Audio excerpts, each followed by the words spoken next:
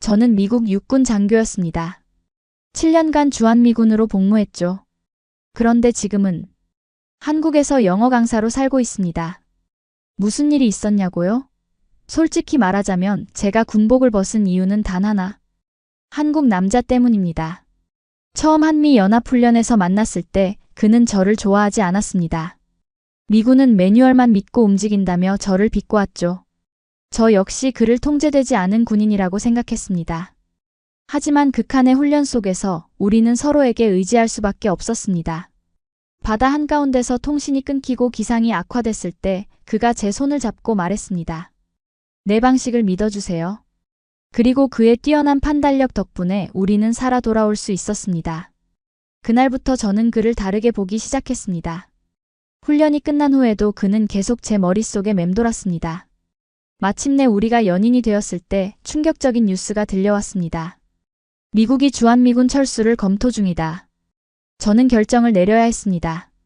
미국으로 돌아가 군 생활을 계속할 것인가 아니면 당신을 위해 이 옷을 벗겠습니다. 제가 그에게 한 말입니다. 저는 전역을 결심했고 한국에서의 새로운 삶을 선택했습니다. 이제 와서 후회하냐고요? 전혀 그렇지 않습니다. 사랑하는 사람과 함께하는 살, 그리고 제가 발견한 한국이라는 놀라운 나라는 제게 더 큰 행복을 가져다 주었으니까요. 오늘 제 이야기가 여러분에게 조금이라도 영감을 줄 수 있길 바랍니다. 저의 여정이 궁금하시다면 구독과 좋아요, 그리고 알림 설정도 함께 부탁드립니다. 그럼 지금부터 제 이야기를 들려드리겠습니다. 제가 처음부터 한국을 사랑했던 것은 아니었습니다. 사실 저는 이 나라를 임무 수행 국가 정도로만 여겼죠. 7년간의 주한미군 생활, 그 중에서도 마지막 2주가 제 인생을 완전히 바꿔놓을 줄은 정말 몰랐습니다. 제 이름은 캐서린 모건입니다. 28세 미 육군 대위로 마지막 임무까지 충실히 수행했던 군인이었습니다. 지금은요? 강원도의 작은 마을에서 영어 강사로 일하며 한국 남자와 결혼한 채 살고 있습니다. 이 극적인 변화가 어떻게 시작되었는지 궁금하시죠? 그날은 겨울의 시작을 알리는 11월 말이었습니다. 한미연합해상훈련이 동해에서 실시된다는 명령을 받았습니다. 단 2주간의 짧은 훈련이었지만 이 2주가 제 삶을 완전히 뒤바꿔 놓을 거라곤 상상도 못했죠. 모건 대위, 이번 훈련에선 한국 UDT 특수부대와 협력 작전을 펼치게 됩니다. 서로 많이 배우는 기회가 되길 바랍니다. 지휘관의 설명이 이어졌습니다. 솔직히 말하자면 저는 그다지 기대하지 않았습니다. 그동안의 경험상 한국군은 미군의 시스템과 지휘에 순응하는 파트너 정도로만 생각했으니까요. 그들이 뛰어나다는 것은 알았지만 여전히 우리가 주도하는 훈련이라고 생각했습니다. 훈련 첫날, 저는 한국 UDT 소속 장교와 짝을 이루게 되었습니다. 강태우 대위. 그가 첫 인사를 건넸을 때 느낀 단호함과 자신감은 지금도 잊을 수 없습니다. 모건 대위님과 함께 작전하게 되어 영광입니다. 최선을 다하겠습니다. 완벽한 영어로 인사하는 그의 모습에 저는 잠시 놀랐습니다. 저도 마찬가지입니다. 강 대위. 함께 좋은 성과를 내길 바랍니다. 표면적으로는 공손했지만 우리 사이에는 미묘한 긴장감이 흘렀습니다. 서로를 탐색하는 눈빛이 오갔죠. 미군과 한국군, 여성과 남성, 그리고 서로 다른 문화권에서 온 군인으로서 우리는 여러 층위의 경계선 위에 서 있었습니다. 훈련은 혹독했습니다. 영하의 날씨에서 진행되는 해상 침투 작전, 생존 훈련, 잠수 임무까지. 그 중에서도 가장 어려웠던 것은 의사소통이었습니다. 강 대위는 영어를 잘했지만 급박한 상황에서는 서로의 작전 방식 차이가 두드러졌죠. 모건 대위, 매뉴얼만 고집하면 현장에서 융통성을 잃습니다. 훈련 중 그가 내게 던진 말이 가슴에 콕 박혔습니다. 규칙은 안전을 위한 겁니다. 강 대위. 돌발 행동은 팀 전체를 위험에 빠뜨릴 수 있어요. 우리의 첫 작전은 거의 실패로 끝날 뻔했습니다. 서로 다른 접근법을 고집하다가 목표 지점을 놓친 겁니다. 그날 밤 캠프 텐트에서 우리는 처음으로 진지한 대화를 나눴습니다. 왜 그렇게 매뉴얼에만 얽매이는 거죠? 그가 물었습니다.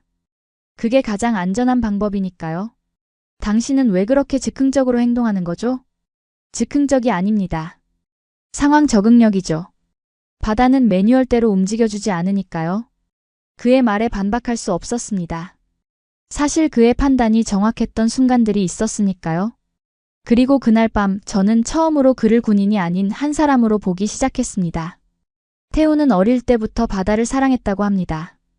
강원도 작은 어촌 마을에서 자라며 바다와 함께한 어부의 아들이었던 그는 자신의 힘으로 군 장학생이 되어 장교의 길을 걸었다고 했습니다. 그의 이야기를 들으며 저는 제가 가진 한국에 대한 또 한국 군인들에 대한 편견이 조금씩 깨지는 것을 느꼈습니다. 당신은요, 목건 대위? 왜 군인이 되었나요? 제 이야기는 평범했습니다. 군인 가문에서 태어나 자연스럽게 선택한 길이었죠. 하지만 그 평범한 이야기를 들으며 그가 보여준 진지한 관심은 특별했습니다. 그렇게 우리는 서로를 조금씩 알아가기 시작했습니다. 훈련이 계속되면서 우리는 점점 호흡을 맞춰갔습니다. 그의 상황 판단력과 제 체계적인 접근법이 만나 시너지를 내기 시작한 겁니다. 무엇보다 놀라웠던 건 한국 UDT의 기술력이었습니다. 이 장비들 정말 대단하네요. 한국에서 개발한 수중 통신 장비를 보며 감탄했습니다. 우리가 직접 개발한 겁니다. 동해의 수압과 수온에 최적화되어 있죠. 그의 목소리에서 자부심이 느껴졌습니다. 실제로 한국의 군사기술력은 제가 알던 것보다 훨씬 앞서 있었습니다. 특히 바다 환경에 특화된 장비들은 미군 것보다 현지 적응력이 뛰어났죠. 작전 중에도 한국팀의 빠른 대응력과 팀워크는 감탄을 자아냈습니다.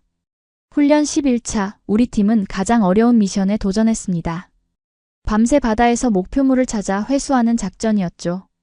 하지만 갑작스러운 기상 악화로 통신이 두절되고 우리는 망망대해에 고립되었습니다. 모건, 지금은 매뉴얼을 따를 때가 아닙니다. 내 방식을 믿어주세요. 태우가 처음으로 제 이름을 불렀던 순간입니다.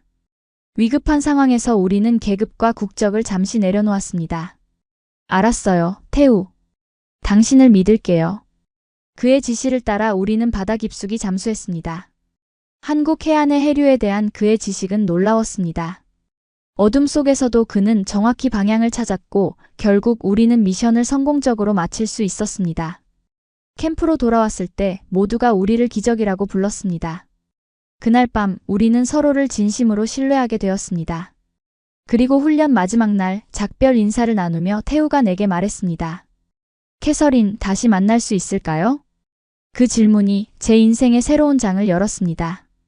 훈련이 끝나고 각자의 부대로 돌아갔지만 태우와의 연락은 계속되었습니다.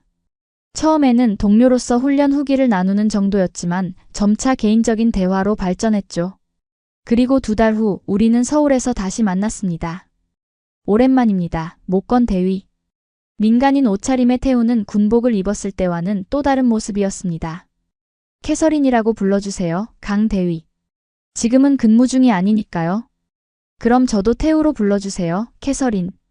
처음으로 서로의 이름을 부르며 우리는 한강을 따라 걸었습니다. 11월의 훈련 때와는 달리 3월의 서울은 봄 기운이 느껴졌습니다. 그리고 그날 저는 태우를 통해 한국이라는 나라를 새롭게 보기 시작했습니다. 저기 보이는 건 세계에서 가장 긴 다리형 분수예요. 태우가 반포대교를 가리키며 말했습니다. 정말 아름답네요. 들어보긴 했지만 직접 보니 더 멋있어요. 태우는 제게 관광객으로서가 아닌 현지인의 눈으로 서울을 보여주었습니다. 고즈넉한 한옥마을에서 시작해 최첨단 기술이 집약된 강남까지. 그의 안내로 저는 전통과 현대가 공존하는 한국의 모습에 매료되었습니다. 여기는 제가 자주 오는 한식당입니다. 한국 음식은 어떠세요?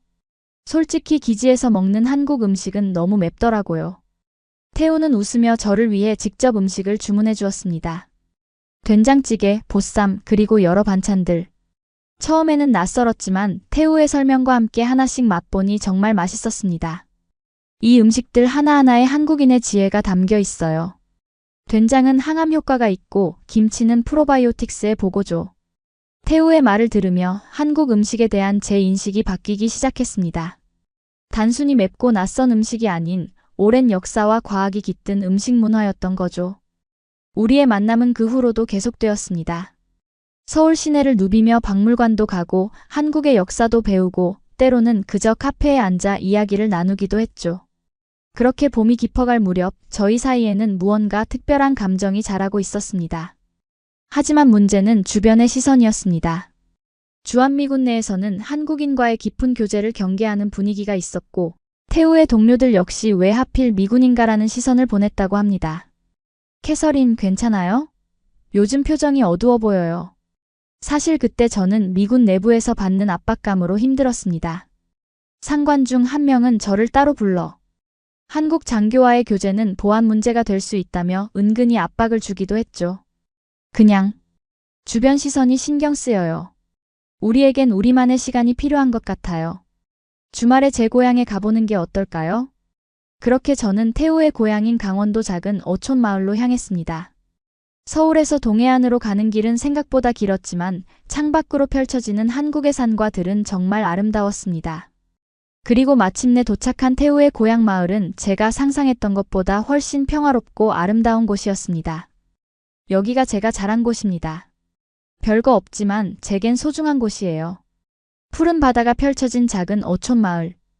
태우의 집은 오래된 한옥을 현대적으로 개조한 집이었습니다. 그리고 그곳에서 저는 태우의 부모님을 처음 만났습니다.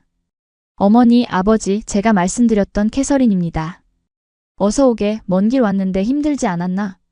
태우의 어머니는 영어를 전혀 하지 못했지만 그 따뜻한 미소는 어떤 언어보다 강력했습니다. 아버지 역시 거친 손으로 제 손을 잡으며 환영해 주셨죠. 처음에는 의사소통이 어려웠습니다. 태우가 통역을 해주었지만 가족 간의 대화는 빠르고 복잡했으니까요. 하지만 곧 저는 한국 가정의 문화에 감동받기 시작했습니다. 식사 시간, 태우의 어머니는 제게 가장 좋은 자리와 음식을 내어주셨습니다. 아버지는 직접 잡은 해산물로 맛있는 요리를 준비해 주셨고 심지어 술까지 권하셨죠. 우리 태우가 많이 좋아하는 친구라고 하더군. 우리도 기쁘네. 태우가 그 말을 통역해 주자 저는 얼굴이 붉어졌습니다. 친구라는 단어로는 표현할 수 없는 감정이 이미 우리 사이에 있었으니까요. 그날 밤 저는 태우의 가족과 함께 오래된 앨범을 보며 그의 어린 시절 이야기를 들었습니다. 언어는 달랐지만 사진과 태우의 통역을 통해 우리는 웃고 공감하며 하나의 시간을 공유했습니다. 이튿날 태우의 아버지는 우리를 바다로 데려가 직접 고기잡이를 가르쳐 주셨습니다. 거친 바다 위에서 그물을 던지고 물고기를 잡는 경험은 정말 신선했습니다. 아버지가 저에게 이 바다를 사랑하라고 가르치셨어요. 그래서 제가 UDT를 선택했죠. 태우가 말했습니다. 그 순간 저는 태우를 더 깊이 이해하게 되었습니다. 그가 왜 그렇게 바다에 대한 지식이 풍부한지, 왜 위기 상황에서도 침착할 수 있는지. 모든 것이 이 고향에서의 경험에서 비롯된 것이었습니다. 저녁이 되자 마을 사람들이 모여 작은 잔치를 벌였습니다. 누군가는 기타를 치고 누군가는 노래를 불렀습니다. 저는 태우와 함께 그들의 원에 합류했죠. 캐서린, 미국 노래 한 곡 불러주세요. 마을 사람들의 요청에 저는 부끄러움을 무릅쓰고 어메이징 그레이스를 불렀습니다. 놀랍게도 모두가 따라 불렀고 곧 한국 노래와 미국 노래가 뒤섞인 화합의 시간이 펼쳐졌습니다. 그날 밤 별이 가득한 하늘 아래 태우와 바닷가를 걸으며 저는 처음으로 제 마음을 고백했습니다. 태우, 당신과 함께 있으면 정말 행복해요. 이런 감정은 처음이에요. 태우는 말없이 제 손을 잡았습니다. 그리고 조용히 속삭였죠. 캐서린, 처음 당신을 만났을 때부터 알고 있었어요. 당신은 특별한 사람이라는 걸. 그렇게 우리는 공식적인 연인이 되었습니다. 두 나라, 두 문화, 두 군대 사이의 모든 장벽을 넘어 우리는 서로를 선택했습니다. 마을에서의 주말이 끝나고 서울로 돌아오는 길, 저는 많은 것을 생각했습니다. 한국이라는 나라, 그리고 한국인에 대한 제 인식은 완전히 바뀌었습니다. 군인으로서가 아닌 한 사람으로서 한국의 문화와 사람들을 경험하니 이 나라가 얼마나 따뜻하고 아름다운지 깨닫게 되었습니다. 그리고 저는 태우에게 약속했습니다. 한국어를 배울게요. 다음에 올 땐 당신 부모님과 직접 이야기하고 싶어요. 태우의 미소는 그 어느 때보다 환했습니다. 5월의 어느 날 저는 기지에서 충격적인 뉴스를 접했습니다. 미국이 주한미군 일부 철수를 검토 중이다. 구체적인 내용은 아직 확정되지 않았지만 제가 속한 부대가 철수 대상에 포함될 가능성이 컸습니다. 7년간의 주한미군 생활이 곧 끝날 수도 있다는 뜻이었죠. 평소 같았다면 미국 본토로 돌아간다는 소식에 기뻐했을 겁니다. 하지만 이제는 달랐습니다. 태우와의 관계, 그리고 제가 새롭게 발견한 한국에 대한 애정이 저를 혼란스럽게 했습니다. 태우, 우리 이제 어떻게 해야 할까요?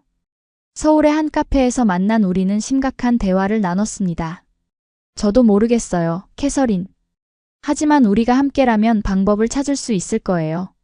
현실적으로 선택지는 많지 않았습니다. 저는 미국으로 돌아가 군 생활을 계속하거나 아니면 한국에 남는 것, 그리고 한국에 남는다는 것은 군인으로서의 제 경력을 포기하는 것을 의미했습니다. 며칠 동안 저는 깊은 고민에 빠졌습니다. 군인은 제 정체성의 큰 부분이었습니다. 어린 시절부터 꿈꿔온 길이었고 가족들의 기대이기도 했죠. 하지만 태우와 한국에서의 경험은 제게 새로운 세계를 보여주었습니다. 결국 저는 태우를 만나 결심을 전했습니다. 태우, 당신을 위해서라면 저는 이 군복을 벗을 수 있어요. 그 말을 하는 순간 제 마음은 이미 한국과 태우를 선택했다는 것을 깨달았습니다. 하지만 현실의 벽은 높았습니다. 미군 내에서 전역 절차를 밟는 것부터가 쉽지 않았습니다. 상관들은 제 결정에 의아해했고 동료들은 저를 만류했습니다. 모건 대위, 정말 확실한 거요? 전역 후 한국의 민간인으로 남는다는 게 얼마나 어려운 일인지 알고 있어요? 저는 확신했습니다. 네, 중령님. 제 결정은 확고합니다. 그렇게 전역 절차가 시작되었지만 문제는 그것뿐만이 아니었습니다. 한국에 합법적으로 체류할 비자 문제, 취업 문제, 그리고 미국에 있는 가족들의 반응까지. 모든 것이 불확실했습니다. 특히 부모님의 반대가 심했습니다. 아버지는 군인 출신으로 제가 군 경력을 포기한다는 사실을 받아들이지 못하셨죠. 캐서린, 네가 미쳤구나. 이제 막 승진할 때인데 왜 그런 결정을 내린 거니? 아빠, 저는 사랑하는 사람을 만났어요. 그리고 한국이라는 나라도요. 사랑? 그게 내 커리어보다 중요하다고 생각하는 거니? 전화통화는 언제나 긴장감으로 가득했습니다. 부모님은 제가 일시적인 감정에 휩쓸려 잘못된 선택을 하고 있다고 생각하셨습니다. 그런 와중에 태우는 묵묵히 저를 지원해 주었습니다. 비자 문제 해결을 위해 여러 기관을 찾아다니고 취업 가능성을 알아보고 때로는 그저 제 이야기를 들어주는 것만으로도 큰 힘이 되어 주었습니다. 캐서린, 포기하고 싶다면 이해해요. 당신이 감당해야 할 것들이 너무 많아요. 아니요, 태우. 저는 포기하지 않을 거예요. 우리는 함께 이겨낼 수 있어요. 그 과정에서 저는 한국의 또 다른 면을 발견했습니다. 바로 체계적인 외국인 지원 시스템이었습니다. 이민국의 담당자들은 친절하게 제 상황을 이해하고 도움을 주었고 국제 결혼을 위한 상담 서비스도 제공해 주었습니다. 모건 씨, 한국에서의 새 출발을 환영합니다. 저희가 도울 수 있는 부분은 최선을 다하겠습니다. 이민국 담당자의 그 말에 저는 깊은 감동을 받았습니다. 한국이라는 나라가 저를 받아들일 준비가 되어 있다는 느낌이었죠. 한편 전역 절차는 생각보다 오래 걸렸습니다. 모든 서류 처리와 인수인계에 꼬박 3개월이 소요되었죠. 그동안 저는 한국어 공부에 더욱 매진했습니다. 태우의 도움으로 기본적인 대화는 할 수 있게 되었고 한국 문화에 대한 이해도 깊어졌습니다. 드디어 저녁일이 다가왔을 때 저는 복잡한 감정에 사로잡혔습니다. 7년간 몸담았던 군대를 떠나는 것은 마치 제 일부를 잃는 것 같았습니다. 하지만 동시에 새로운 시작에 대한 기대도 컸습니다. 모건 대위, 당신은 훌륭한 군인이었습니다. 앞으로의 삶에도 행운이 함께하길 바랍니다. 지휘관의 마지막 인사와 함께 저는 공식적으로 미 육군을 전역했습니다. 군복을 벗는 순간 7년간의 군 생활이 주마등처럼 스쳐 지나갔습니다. 긴장감, 동료애, 사명감. 모든 것을 뒤로하고 이제 저는 한국에서 새 삶을 시작하는 민간인이 되었습니다. 저녁식에는 태우도 참석했습니다. 그는 제 옆에서 묵묵히 지켜보며 힘을 주었죠. 이제 우리의 진짜 시작이네요. 태우가 내 손을 꼭 잡으며 말했습니다. 네, 우리의 시작이에요. 전역 후 첫 며칠은 마치 꿈속에 있는 것 같았습니다. 매일 정해진 시간에 일어나 규칙적인 생활을 하던 제게 갑자기 주어진 자유는 어색하면서도 설레는 것이었습니다. 태우와 함께 서울의 아파트를 구하는 과정도 새로운 경험이었죠. 한국의 부동산 시스템은 좀 독특해요. 전세라는 게 있는데 보증금을 크게 내고 월세를 적게 내는 방식이죠. 미국에는 없는 개념이네요. 흥미롭군요. 우리는 결국 한강이 보이는 작은 아파트를 월세로 얻었습니다. 집을 꾸미는 과정은 정말 즐거웠습니다. 태우의 취향과 제 취향이 섞이면서 우리만의 공간이 만들어져 갔습니다. 취업 문제도 의외로 빠르게 해결되었습니다. 제 군 경력과 영어 능력을 높이 평가한 국제학교에서 영어교사 자리를 제안받은 것입니다. 모건 씨, 당신의 경험은 우리 학생들에게 큰 자산이 될 겁니다. 특히 리더십과 문화교류 측면에서요. 면접관의 말에 저는 깊이 감동했습니다. 미군 경력이 한국에서도 가치를 인정받을 수 있다는 사실이 놀라웠죠. 그렇게 저는 영어교사로서의 새 삶을 시작했습니다. 어린 학생들을 가르치는 일은 생각보다 훨씬 보람있고 즐거웠습니다. 특히 아이들이 저에게 호기심 어린 질문을 할 때면 정말 행복했죠. 선생님, 미국은 어떤 나라예요? 선생님은 왜 한국에 왔어요? 군인은 어땠어요? 아이들의 순수한 질문에 답하면서 저는 제 경험을 새롭게 바라보게 되었습니다. 군인으로서의 시간, 한국과의 만남, 그리고 태우와의 사랑. 이 모든 것이 제 삶을 풍요롭게 만든 소중한 경험이었습니다. 학교 생활이 익숙해지면서 저는 한국 사회에 더 깊이 적응해 갔습니다. 동료 교사들과 친해지고 학부모들과 소통하면서 한국인의 일상을 가까이에서 경험했습니다. 특히 한국의 교육열은 정말 놀라웠습니다. 모건 선생님, 우리 아이가 영어를 잘하려면 어떻게 해야 할까요? 그냥 재미있게 배우는 것이 중요해요. 압박감은 오히려 역효과를 낼 수 있습니다. 학부모와의 상담에서 저는 종종 미국의 교육 방식을 소개하곤 했습니다. 그러면서 한국과 미국의 장점을 결합한 교육 방식을 모색했죠. 한편 태우와의 관계는 더욱 깊어졌습니다. 함께 살면서 우리는 서로의 습관과 문화적 차이를 더 많이 발견했습니다. 때로는 그런 차이로 인해 작은 갈등이 생기기도 했죠. 캐서린, 한국에서는 신발을 신고 집에 들어오지 않아요. 미안해요. 또 잊었네요. 미국에선 그냥 들어오거든요. 그리고 음식을 남기는 건 좀 예의가 아니에요. 알았어요. 노력할게요. 하지만 김치는 아직도 너무 매워요. 이런 사소한 문화적 차이들을 하나하나 극복해가는 과정은 때로 힘들었지만 또 한편으론 서로를 더 깊이 이해하는 기회가 되었습니다. 태우는 인내심을 갖고 저의 적응을 도왔고 저 역시 한국 문화를 존중하려 노력했습니다. 특히 한국어 공부는 저에게 큰 도전이었습니다. 한글은 배우기 쉬웠지만 문법과 발음은 정말 어려웠죠.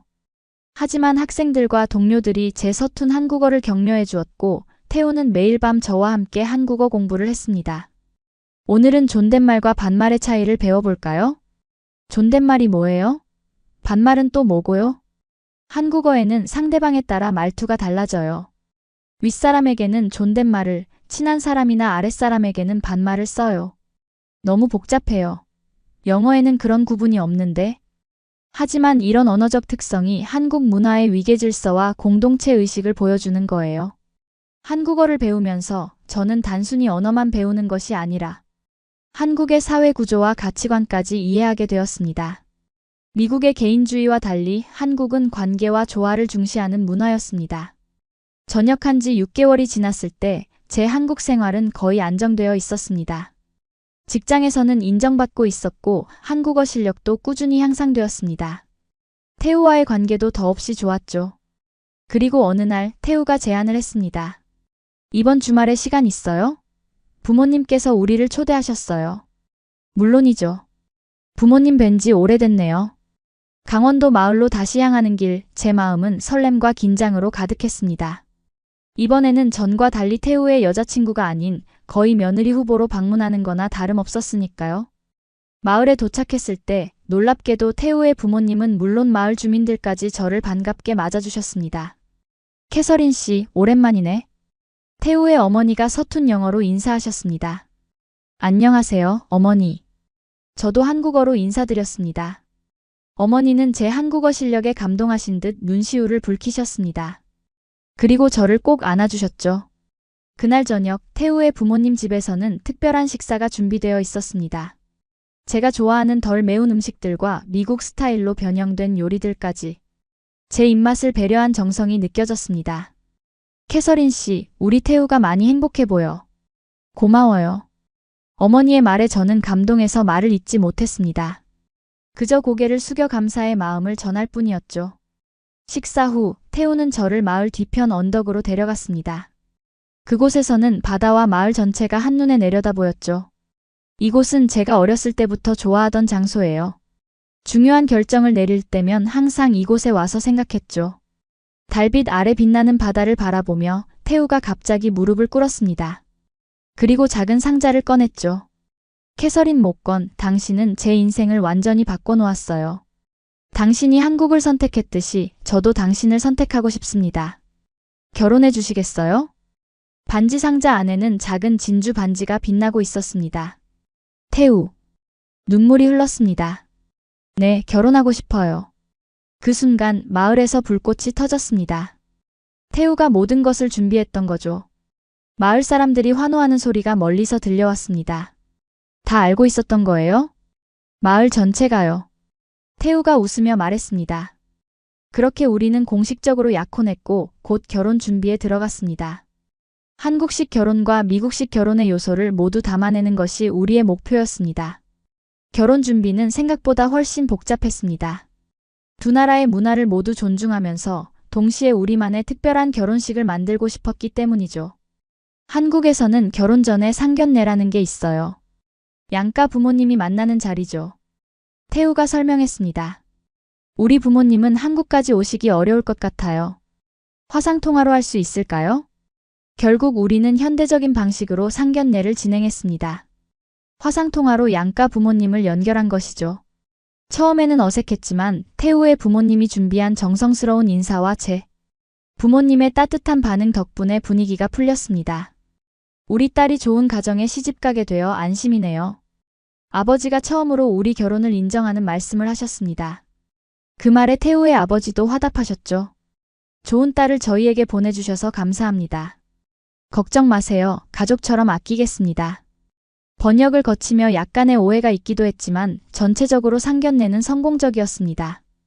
양가 부모님들은 서로의 문화에 대한 존중과 이해를 보여주셨고 우리의 결혼을 진심으로 축복해 주셨습니다. 다음 과제는 결혼식 형식이었습니다. 한국의 전통 혼례? 서양식 결혼식? 아니면 둘 다? 전통 혼례가 아름답지만 너무 형식적일 수 있어요. 태우가 고민했습니다. 그럼 결혼식은 서양식으로 하고 전통 요소를 일부 포함시키는 건 어때요? 우리는 결국 서울의 한 정원에서 결혼식을 올리기로 했습니다. 저는 서양식 웨딩드레스를 입고 태우는 턱시도를 입되 패백 의식도 함께 진행하기로 했습니다. 결혼식 준비 과정에서 저는 한국의 또 다른 면을 발견했습니다. 바로 빨리빨리 문화였죠. 모든 것이 놀라울 정도로 효율적으로 진행되었습니다. 웨딩홀 예약부터 드레스 피팅, 음식 시식까지 모든 것이 체계적으로 준비되었습니다. 미국에서는 결혼식 준비에 보통 1년 이상 걸리는데 여기선 3개월 만에 다 되네요. 한국은 효율성의 나라니까요. 태우가 자랑스럽게 웃었습니다. 마침내 우리의 결혼식 날이 다가왔습니다. 아쉽게도 제 부모님은 건강 문제로 참석하지 못했지만 화상으로 결혼식 전체를 지켜보셨습니다. 결혼식은 태우의 친구인 목사님의 주례로 진행되었습니다. 영어와 한국어를 번갈아가며 서로에게 사랑을 맹세했죠. 나, 강태우는 당신을 아내로 맞이하며 평생 사랑하고 존중할 것을 약속합니다.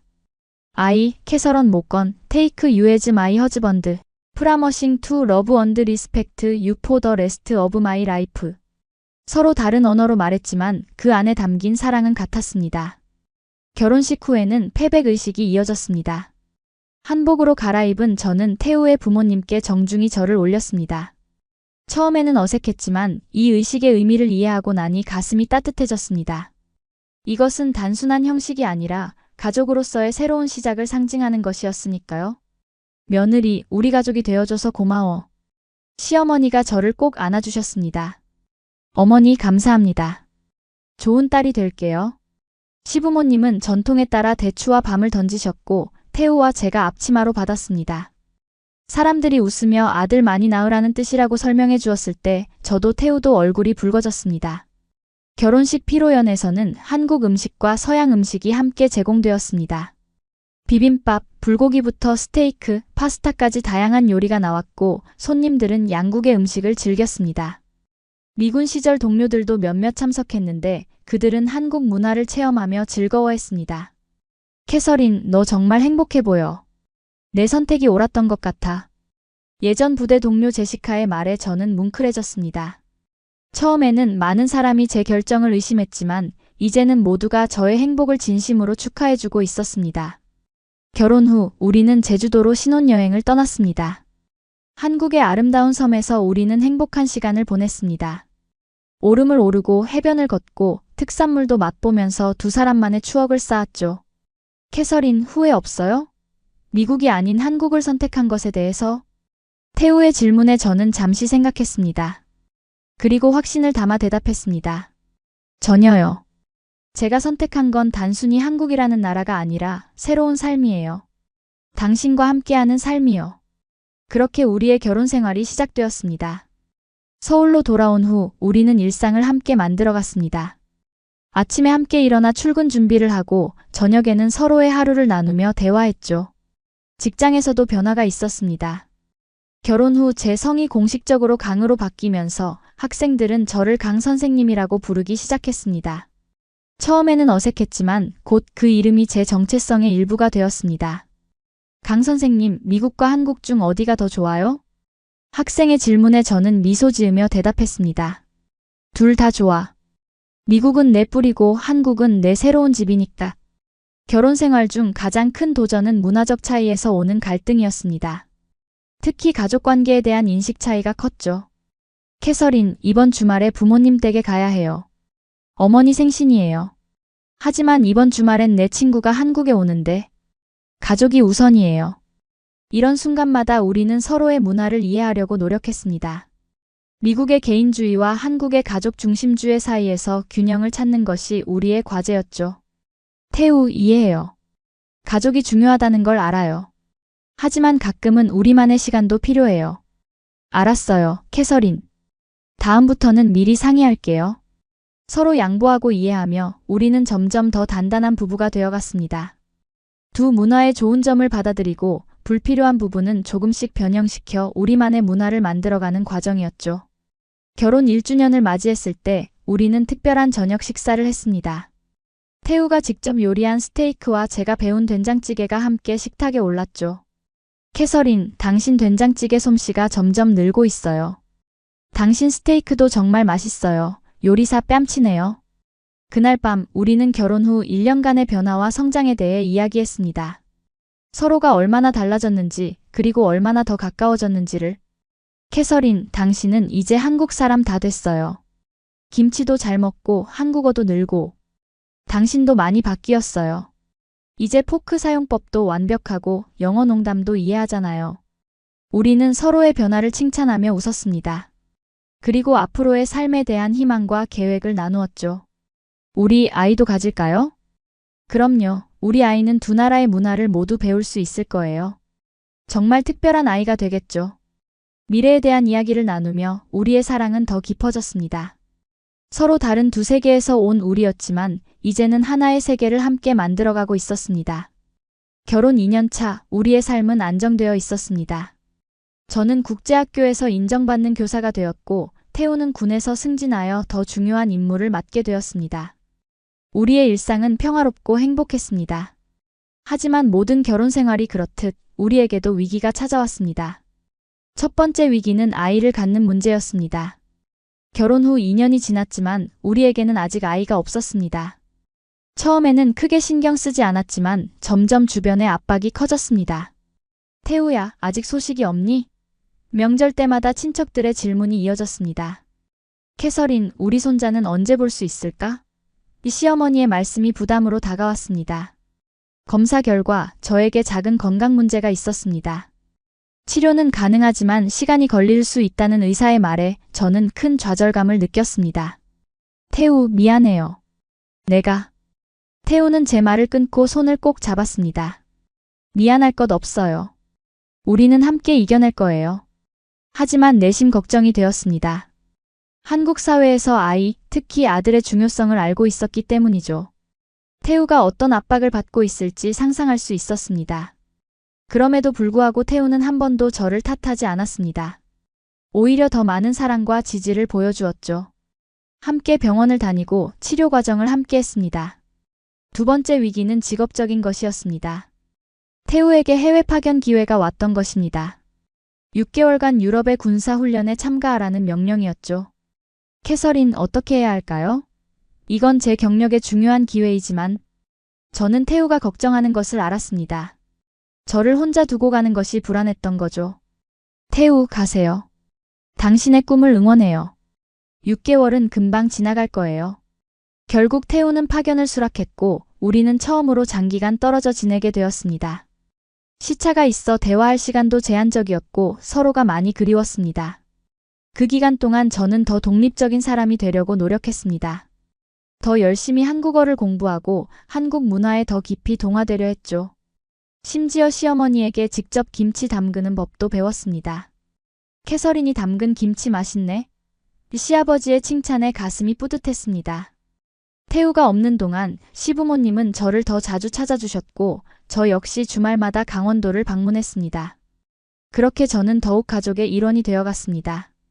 태우가 돌아왔을 때 그는 제가 변한 것을 느꼈습니다. 캐서린, 당신이 더 한국적이 되었어요.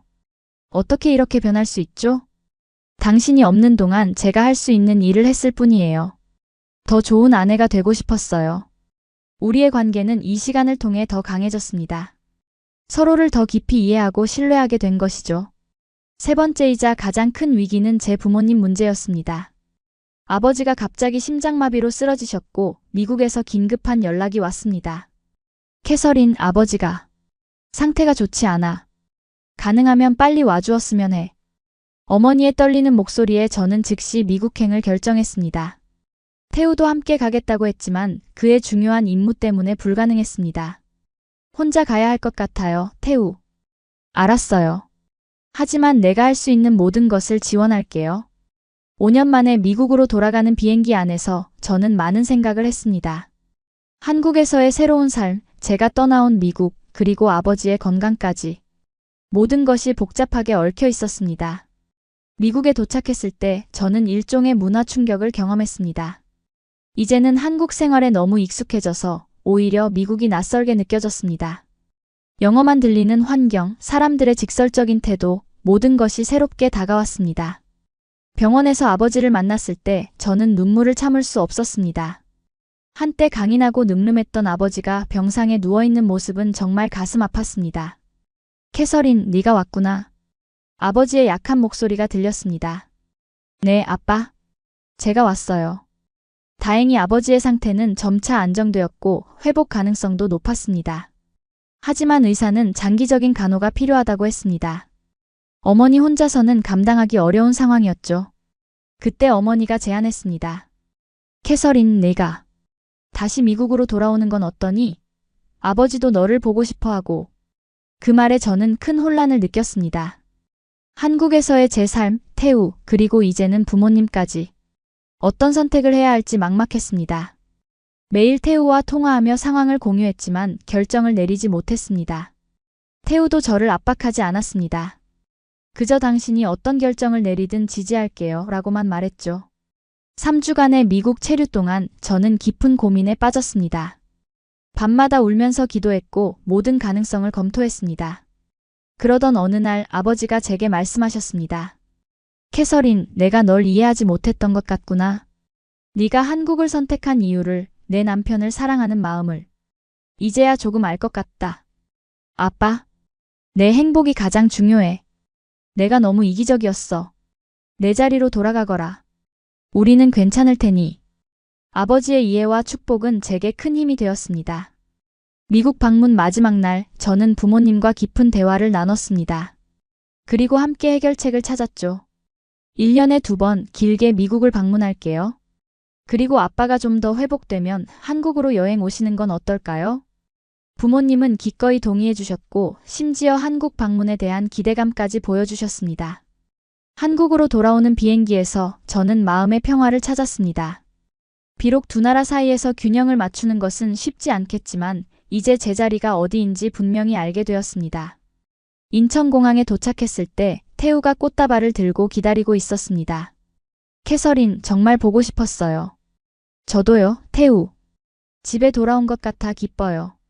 그렇게 우리는 모든 위기를 함께 극복하며 더욱 단단해졌습니다.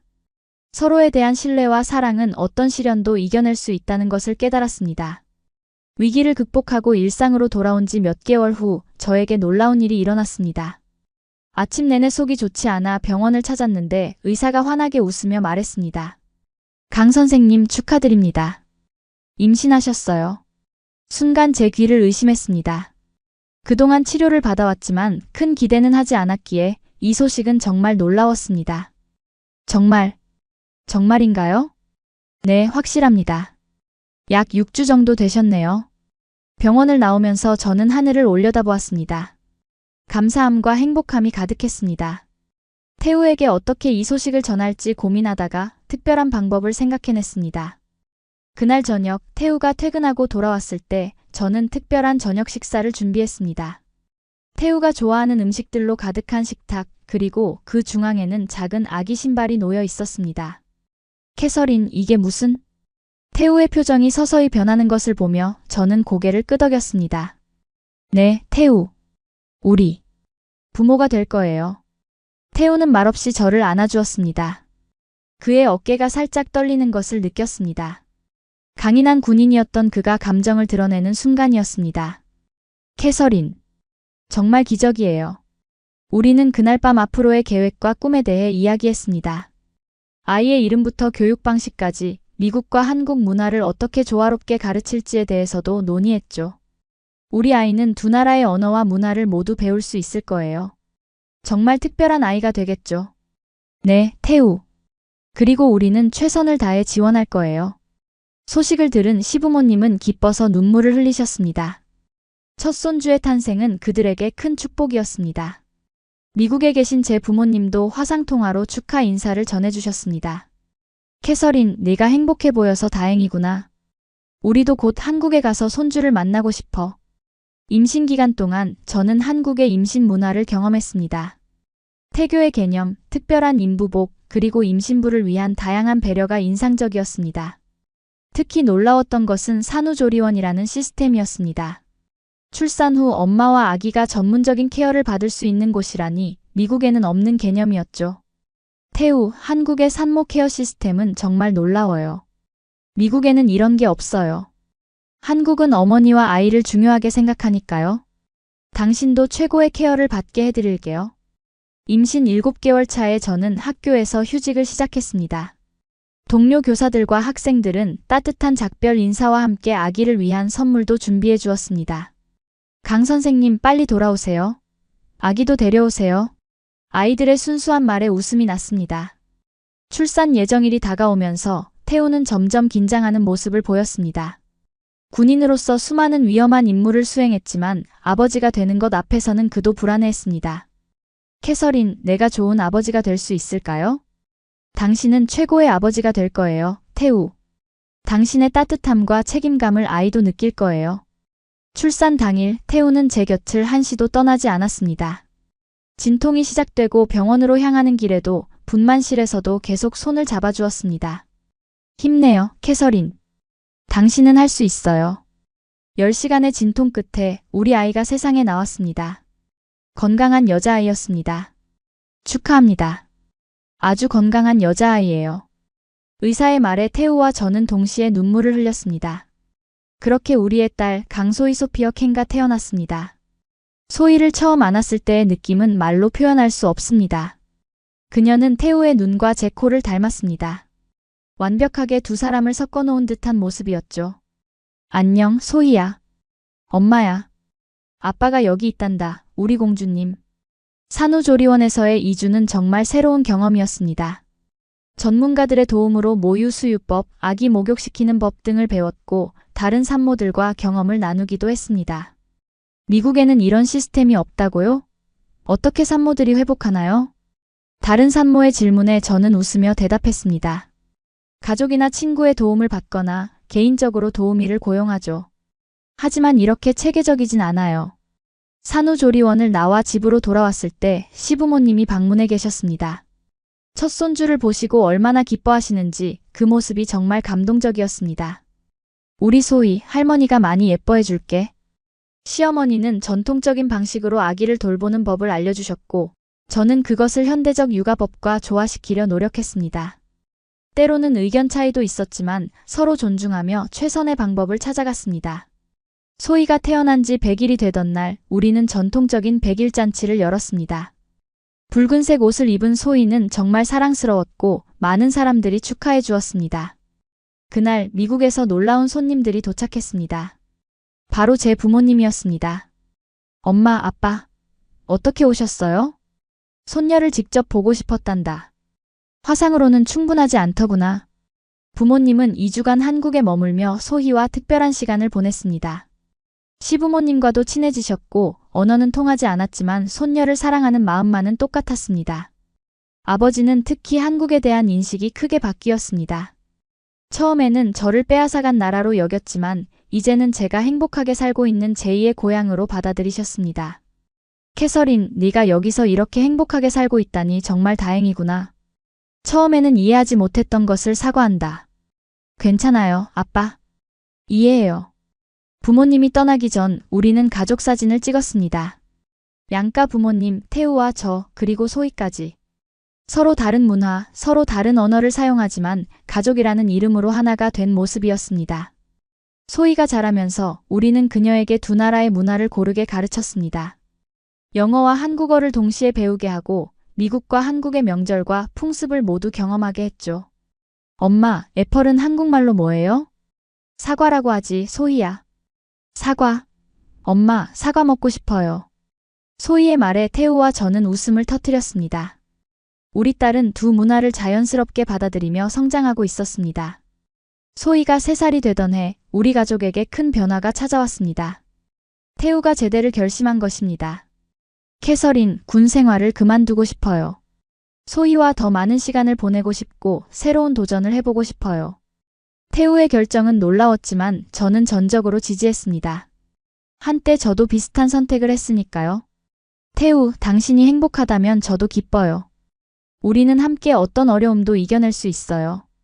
태우는 군에서 쌓은 경험을 바탕으로 보안 컨설팅 회사에 취직했습니다. 업무 환경과 문화는 완전히 달랐지만 그는 놀라운 적응력을 보여주었습니다. 한편 저는 휴직을 마치고 다시 학교로 복귀했습니다. 이번에는 파트타임으로 소희와 더 많은 시간을 보낼 수 있도록 조정했습니다. 학교 측에서는 제 상황을 이해하고 유연하게 대처해 주었죠. 강 선생님이 돌아오셔서 정말 기뻐요. 학생들이 많이 기다렸어요. 저도 학생들이 보고 싶었어요. 감사합니다. 소희는 어린이집에 다니기 시작했고 저희 부부는 일과 육아를 병행하는 법을 배워갔습니다. 쉽지 않은 도전이었지만 서로 도우며 균형을 찾아갔습니다. 그러던 중 태우에게 또 다른 기회가 찾아왔습니다. 미국 보안회사에서 협업 제안이 온 것입니다. 6개월간 미국 본사에서 일하며 프로젝트를 수행하는 내용이었습니다. 캐서린, 어떻게 생각해요? 이번엔 가족 모두 함께 갈 수 있어요. 당신의 고향도 보여줄 수 있고. 정말 좋은 기회네요, 태우. 소희에게도 미국을 경험하게 해줄 수 있고 제 부모님도 만날 수 있고요. 우리는 가족 회의를 열어 미국 체류 계획을 세웠습니다. 소희의 어린이집과 제 학교에 휴직을 신청하고 집은 단기 임대로 내놓았습니다. 모든 준비가 끝나고 우리는 미국으로 향했습니다. 보스턴에 도착했을 때 제 부모님은 공항에서 우리를 기다리고 계셨습니다. 엄마, 아빠. 드디어 왔구나, 캐서린. 소희는 처음 보는 조부모님을 낯설어했지만 금세 친해졌습니다. 할아버지의 무릎에 앉아 영어로 된 그림책을 읽는 모습이 정말 사랑스러웠습니다. 미국에서의 생활은 태우에게 새로운 도전이었습니다. 이제 그가 외국인이 되어 문화적 차이를 경험하는 입장이 된 것이죠. 캐서린, 미국 사람들은 정말 친절하게 인사하지만 진짜 친해지긴 어려운 것 같아요. 네, 태우. 그게 미국 문화예요. 표면적으로는 친근하지만 깊은 관계는 시간이 필요해요. 태우는 직장에서도 새로운 환경에 적응해야 했습니다. 미국식 회의 방식, 직설적인 커뮤니케이션, 수평적인 조직 문화까지. 모든 것이 한국과 달랐습니다. 오늘 상사가 제 아이디어를 바로 반박했어요. 한국에서는 상상도 못할 일이죠. 그게 미국식이에요, 태우. 직급보다 아이디어 자체를 중요시하니까요. 태우는 놀라운 적응력을 보여주었고 점차 미국 문화에 익숙해져 갔습니다. 동료들과도 친해지면서 그의 전문성을 인정받기 시작했죠. 소희는 미국 유치원에 다니며 새로운 친구들을 사귀었습니다. 처음에는 언어 때문에 어려움을 겪었지만 아이들은 놀라울 정도로 빠르게 적응했습니다. 엄마, 오늘 제시카랑 놀았어요. 너무 재밌었어요. 정말? 뭐하고 놀았어? 하이드 언드 시크. 숨바꼭질이요. 소희는 영어와 한국어를 자유자재로 오가며 대화했습니다. 때로는 문장 중간에도 언어를 바꿔가며 말했죠. 이중언어 환경에서 자라는 아이의 특별한 능력이었습니다. 저는 미국에서의 시간을 활용해 대학원 과정을 단기로 수강했습니다. 국제교육에 관한 최신 이론과 방법론을 배우며 제 교육 철학을 발전시켰죠. 캐서린, 당신의 한국 경험은 이 수업에 큰 기여가 되고 있어요. 국제적 시각이 정말 인상적입니다. 교수님의 말씀에 저는 뿌듯함을 느꼈습니다. 제가 경험한 두 나라의 교육 시스템을 비교하고 분석하는 논문을 쓰면서 저만의 교육 철학이 더 단단해졌습니다. 미국에서의 6개월은 우리 가족에게 소중한 시간이었습니다. 태우는 미국 문화를 이해하게 되었고 소희는 다양한 경험을 통해 세계관을 넓혔습니다. 저는 고향에서 새로운 영감을 얻었고요. 하지만 6개월이 지나고 한국으로 돌아갈 시간이 다가왔을 때 우리 모두는 이상하게도 한국이 그리웠습니다. 태우, 솔직히 한국 음식이 정말 그리워요. 여기 한식당도 있지만 그래도 저도 그래요. 그리고 한국어로 편하게 대화하는 것도 그립고요. 심지어 소희도 말했습니다. 엄마, 한국 가면 할머니도 만나고 친구들도 만날 수 있어요? 그럼 소희야. 곧 돌아갈 거야. 미국을 떠나기 전날 제 부모님은 특별한 저녁 식사를 준비해 주셨습니다. 미국 전통 요리와 함께 어머니가 배운 몇 가지 한국 요리도 있었죠.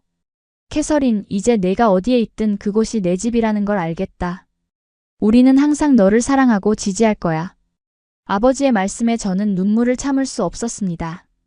오랜 시간이 지났지만 결국 부모님은 제 선택을 완전히 이해하고 받아들여 주셨습니다. 한국으로 돌아오는 비행기 안에서 우리는 미국에서의 경험을 정리했습니다. 소희는 비행기 창가에 앉아 구름을 바라보며 즐거워했습니다. 캐서린, 미국에서 많은 걸 배웠어요. 당신의 문화를 이해하게 되니 우리가 더 가까워진 것 같아요. 저도 그래요, 태우. 이제 우리는 서로의 세계를 더 잘 이해하게 됐어요. 인천공항에 도착했을 때 시부모님이 꽃다발을 들고 기다리고 계셨습니다. 소희는 할머니를 보자마자 달려가 안겼습니다. 할머니, 보고 싶었어요. 우리 강아지 많이 컸구나. 그 순간 저는 깨달았습니다. 우리 가족에게는 두 개의 고향이 있다는 것을. 미국과 한국 두 나라 모두 우리의 일부였고 그것이 우리 가족을 특별하게 만드는 요소였습니다. 한국으로 돌아온 후 우리는 다시 일상을 시작했습니다. 태우는 미국에서의 경험을 살려 회사 내에서 승진했고 저는 국제교육 전문가로서 더 넓은 영역에서 활동하기 시작했습니다. 소희는 이제 유치원에 다니며 두 문화의 장점을 흡수하며 자라고 있었습니다. 미국에서 배운 자유로운 표현력과 한국의 예의범절을 모두 갖춘 아이로 성장하고 있었죠. 엄마, 오늘 선생님이 제가 영어도 잘하고 한국어도 잘한다고 칭찬해 주셨어요. 정말 대단하네, 소희야. 너는 특별한 아이야. 우리 가족의 이야기는 서로 다른 문화가 만나 새로운 아름다움을 만들어내는 과정이었습니다. 때로는 충돌하고 때로는 타협하며 우리만의 독특한 가족 문화를 만들어가고 있었습니다. 한국으로 돌아온 지 1년 후 저희 부부에게 새로운 도전이 찾아왔습니다. 태우가 자신의 회사를 설립하고 싶다는 뜻을 밝힌 것입니다. 캐서린, 사실 계속 생각해온 일이에요. 국제보안 컨설팅 회사를 차리고 싶어요. 미국과 한국의 장점을 결합한 서비스를 제공하는 거죠. 정말 멋진 아이디어네요, 태우. 당신은 할 수 있어요. 그렇게 태우는 글로벌 실드라는 이름의 회사를 설립했습니다. 초반에는 작은 사무실에서 시작했지만 그의 군사 경험과 국제적 감각을 바탕으로 한 컨설팅은 빠르게 인정받기 시작했습니다. 저 역시 새로운 도전을 시작했습니다. 국제학교에서 쌓은 경험과 미국에서 공부한 교육학을 바탕으로 이중언어 교육 프로그램을 개발하기 시작한 것입니다. 캐서린, 당신의 프로그램은 정말 혁신적이에요. 우리 학교에 도입하고 싶습니다. 교육청의 제안으로 제 프로그램은 여러 국제학교에 시범적으로 도입되었습니다. 한국과 미국의 교육 방식을 결합한 제 접근법은 많은 학부모와 교육자들의 관심을 받았습니다. 모건 선생님, 어떻게 하면 아이들이 두 언어를 자연스럽게 습득할 수 있을까요? 언어는 단순히 배우는 것이 아니라 경험하는 것입니다. 문화적 맥락 안에서 언어를 접할 때 아이들은 더 쉽게 이해하고 기억합니다. 제 강연을 들으러 오는 학부모들이 늘어나면서 저는 책을 쓰기 시작했습니다.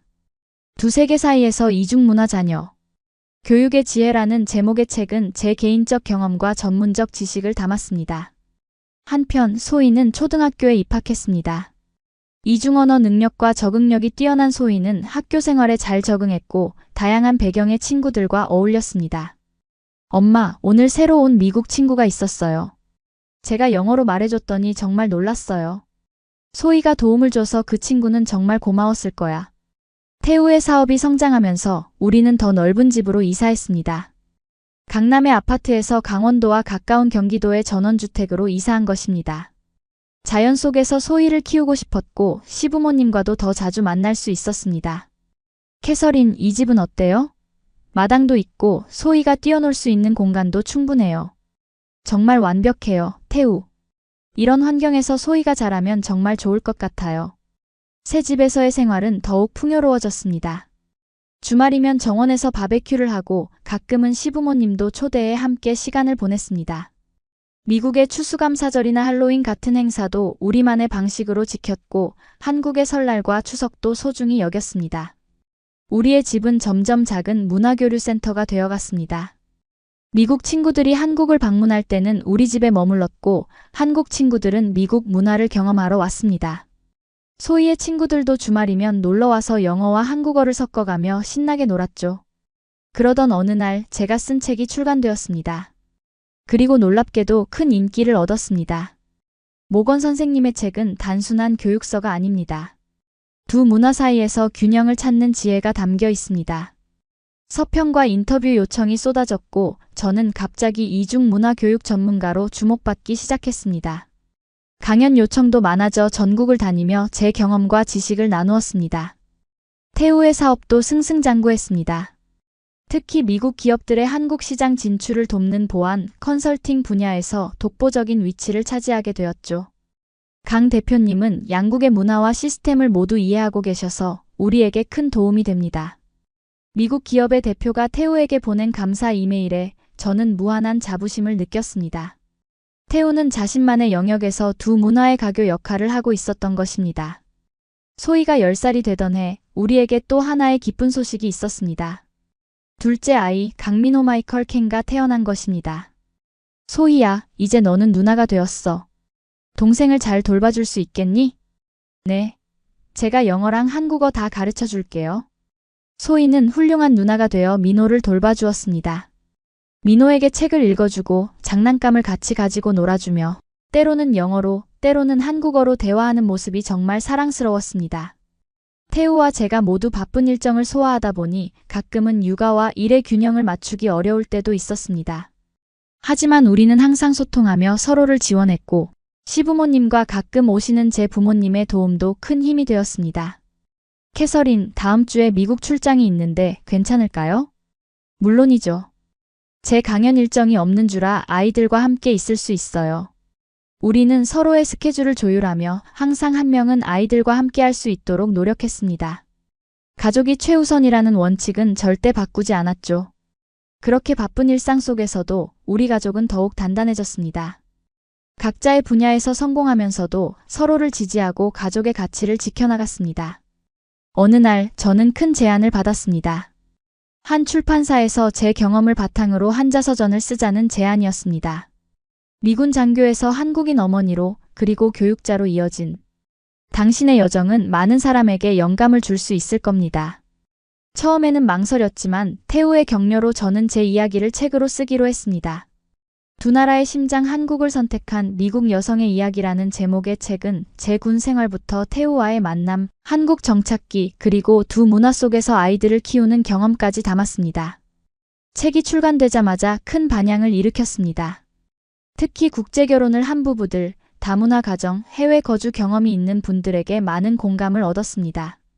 모건 씨의 책을 읽고 용기를 얻었습니다. 저도 한국인 남편과 결혼했는데 문화적 차이로 많이 힘들었거든요. 당신의 이야기가 제게 희망을 주었습니다. 두 문화 사이에서 균형을 찾을 수 있다는 것을 알게 되었어요. 독자들의 편지를 받을 때마다 저는 제 경험이 다른 이들에게 도움이 된다는 사실에 감사했습니다.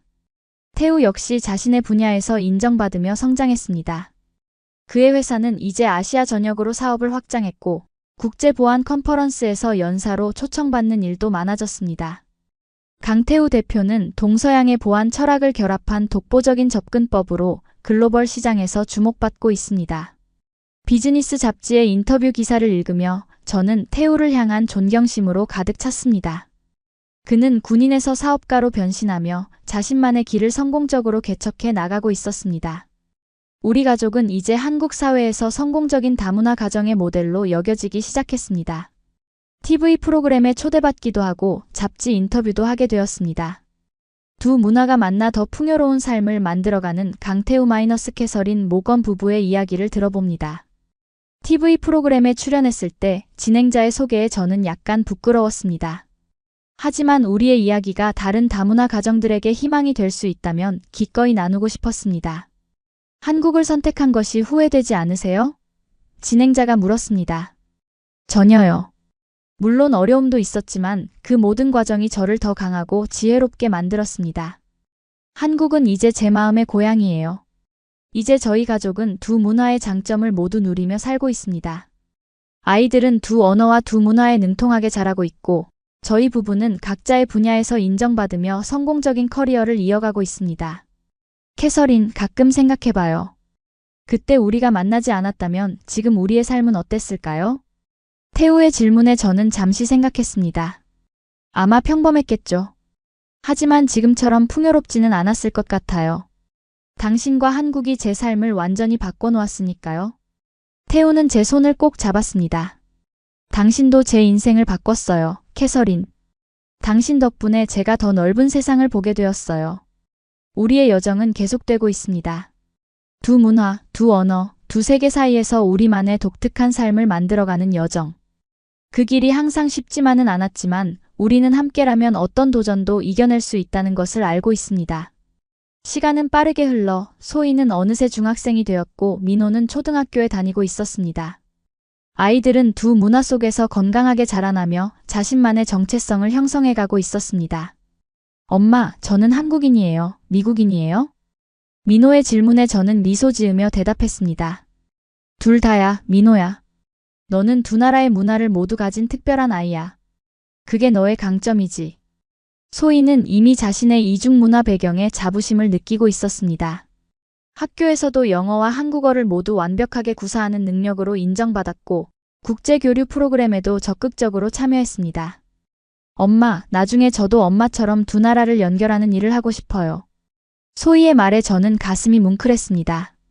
제가 걸어온 길이 아이들에게 긍정적인 영향을 주고 있다는 사실이 기뻤습니다. 태우와 저는 이제 각자의 분야에서 안정된 위치에 올랐습니다. 태우의 회사는 아시아를 넘어 유럽과 미국까지 사업을 확장했고 제가 개발한 이중언어 교육 프로그램은 여러 나라에서 채택되었습니다. 캐서린, 우리가 이렇게 성공할 줄 몰랐어요. 저도요, 태우.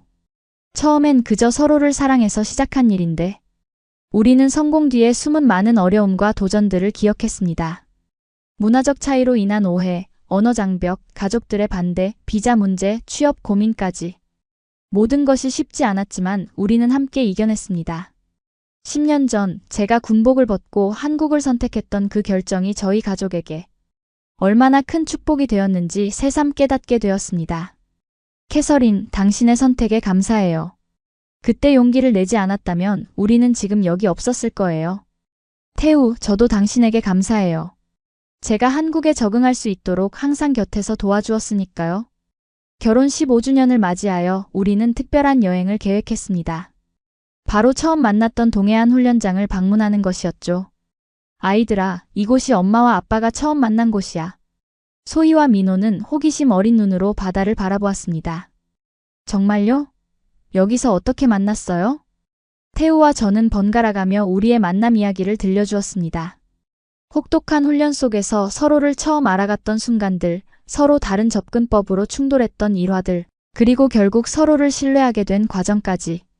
와, 영화 같아요. 소희가 감탄했습니다. 그렇지? 엄마와 아빠의 이야기는 영화보다 더 드라마틱하단다. 태우가 웃으며 말했습니다. 그날 밤 우리는 바닷가 펜션에서 묵으며 별이 가득한 하늘 아래 이야기를 나누었습니다. 지난 15년을 되돌아보고 앞으로의 15년을 그려보는 시간이었죠. 캐서린, 우리 이제 어떤 꿈을 꾸면 좋을까요? 글쎄요. 아이들이 건강하게 자라서 자신만의 길을 찾아가는 모습을 보고 싶어요. 그리고 우리도 계속해서 함께 성장하고 싶고요. 저도 같은 생각이에요. 그리고 언젠가는 두 나라를 오가며 살아보는 것도 좋을 것 같아요. 아이들에게 더 다양한 경험을 주기 위해서요. 우리는 미래에 대한 계획을 나누며 밤을 지새웠습니다. 여전히 꿈과 희망으로 가득한 우리의 이야기는 계속 써내려가고 있었습니다. 한국으로 돌아온 후 저는 오랫동안 미뤄왔던 프로젝트를 시작했습니다. 바로 다문화 가정 아이들을 위한 교육재단을 설립하는 것이었습니다. 글로벌 브릿지 재단은 다양한 문화적 배경을 가진 아이들이 자신의 정체성을 긍정적으로 발전시킬 수 있도록 지원합니다. 재단 설립 기자회견에서 저는 우리 가족의 경험을 나누며 다문화가 가진 가능성과 가치를 강조했습니다. 문화의 차이는 장벽이 아니라 다리가 될 수 있습니다. 우리 아이들은 세계를 연결하는 가교가 될 것입니다. 태우 역시 자신의 회사를 통해 재단을 적극 지원했고 다문화 가정 청소년들의 취업을 돕는 프로그램도 시작했습니다. 다양한 문화적 배경은 글로벌 시장에서 큰 경쟁력이 됩니다. 이 젊은이들이 가진 잠재력을 발굴하고 지원하는 것이 우리 회사의 사회적 책임입니다. 우리의 노력은 점차 사회적 인정을 받기 시작했습니다. 다문화 가정을 위한 정책 개발에 자문을 요청받기도 하고 국제 포럼에 초청받아 한국의 다문화 정책에 대해 발표하기도 했습니다. 어느 날 미국 대사관에서 특별한 초청장이 도착했습니다. 한미 문화교류 공로자 시상식에 저희 부부가 초대된 것입니다. 캐서린 목건과 강태우 부부는 개인적인 삶과 전문적인 활동을 통해 한미 양국의 문화적 이해와 협력을 증진시키는 데 크게 기여했습니다. 시상식 날 우리는 가족 모두 정장을 차려입고 참석했습니다. 소희와 민호도 자랑스러운 표정으로 부모의 수상을 지켜보았습니다. 이 상은 저희만의 것이 아닙니다. 저희를 지지해주신 양가 부모님, 그리고 무엇보다 이중 문화 속에서 자신만의 정체성을 만들어가는 우리 아이들의 것입니다. 수상 소감을 말하며 저는 눈시울이 붉어졌습니다. 제가 한국에 온 지 20년 가까운 시간이 흘렀지만 여전히 매일이 새로운 배움의 연속이었습니다. 시상식 이후 우리 가족의 이야기는 더 많은 사람들에게 알려졌습니다. 인터뷰 요청과 강연 초청이 쏟아졌고 저희는 시간이 허락하는 한 경험을 나누었습니다. 한국과 미국 두 나라 사이에서 균형을 찾는 것은 쉽지 않았습니다. 하지만 그 과정에서 우리는 더 넓은 세계관을 갖게 되었고 더 풍요로운 삶을 살게 되었습니다. 강연을 들은 한 청년이 질문했습니다. 모건 씨, 한국에 와서 가장 힘들었던 점과 가장 좋았던 점은 무엇인가요? 가장 힘들었던 것은 초기 적응 과정이었습니다. 언어, 문화, 음식, 모든 것이 낯설었죠. 하지만 가장 좋았던 점은 새로운 가족을 얻게 된 것입니다. 태우와 아이들, 그리고 한국이라는 두 번째 고향까지요. 우리 가족의 이야기는 계속되고 있습니다. 소희는 이제 곧 고등학교에 진학할 예정이고 민호는 자신만의 재능을 발견해가고 있습니다. 태우와 저는 각자의 분야에서 성장하면서도 항상 가족이 먼저라는 원칙을 지키고 있습니다. 가끔은 지난날을 돌아보며 생각합니다. 그 추운 겨울날 동해안에서 시작된 우리의 인연이 이렇게 아름다운 결실을 맺을 줄은 정말 몰랐습니다. 캐서린, 당신이 한국에 온 지도 벌써 20년이 다 되어가네요. 정말 그렇네요, 태우. 시간이 정말 빠르죠? 그동안 후회한 적 없어요? 저는 태우를 바라보며 확신에 찬 목소리로 대답했습니다. 단 한 번도 없어요. 한국은 이제 제 영혼의 고향이에요. 그렇게 우리의 이야기는 계속됩니다. 두 나라, 두 문화, 두 언어 사이에서 우리만의 독특한 삶을 만들어가는 여정. 때로는 어렵고 때로는 혼란스럽지만 항상 사랑으로 가득한 여정입니다. 제 이야기가 혹시 비슷한 상황에 있는 누군가에게 위로와 용기가 되길 바랍니다. 국적과 문화를 넘어 진정한 사랑과 존중이 있다면 어떤 어려움도 이겨낼 수 있다는 것을 말이죠. 한국이라는 나라는 제게 단순한 외국이 아닌 제2의 고향이 되었습니다. 이 아름다운 나라의 문화, 사람들, 그리고 정신은 이제 제 일부가 되었습니다.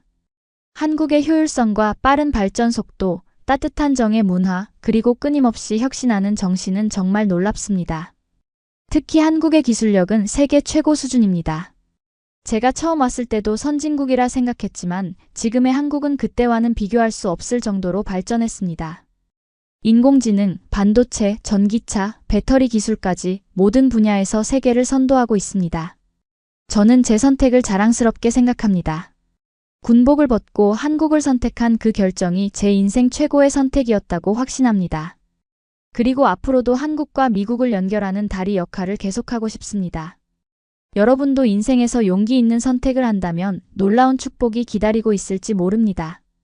두려움에 주저하지 마시고 마음이 이끄는 대로 진실된 선택을 하시기 바랍니다.